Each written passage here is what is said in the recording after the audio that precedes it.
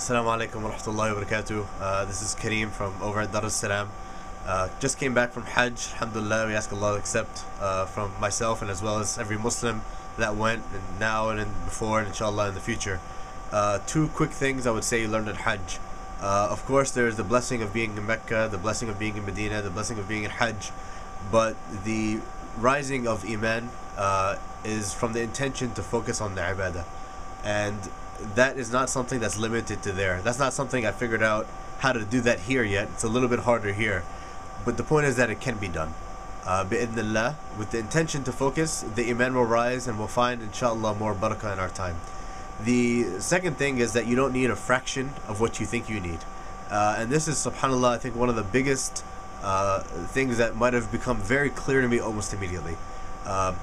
The example that is just constantly popping in my mind and that I've shared with my family immediately once I came back was that you leave the luxury that you have here.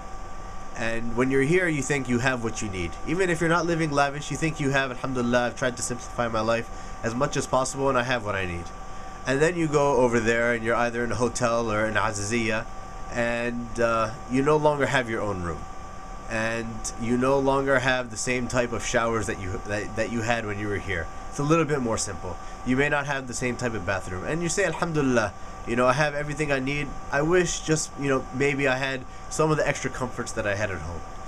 And then you leave Aziziyah and you go to Minna, and then you realize that you don't need as much as you needed in Aziziyah, and you say, the only thing I'm missing is maybe a bed. I wish I have everything I need. Alhamdulillah, I have water, I have food, I have shelter, I have blankets, I have clothing. I just wish I had a bed. That's all I need. And then you leave Mina and you go to Arafah, and all you have now is a tent, a carpet, and maybe some water. And you say, alhamdulillah, I'm content. The only thing I wish I had was maybe some air conditioning, or the only thing I wish I had was maybe something to put my head down and just to relax for a little bit, or something like that. You think that's all you need. And then you leave Arafah and you go to Muzdalifah and you realize that now you have nothing. Now you really, for the most part, you have nothing. If you have some money, you might be able to buy some tea from someone that's selling around, but the only thing you wish you had then, you say, alhamdulillah, I have something to drink, I have something to sleep on. I just wish I had something above my head.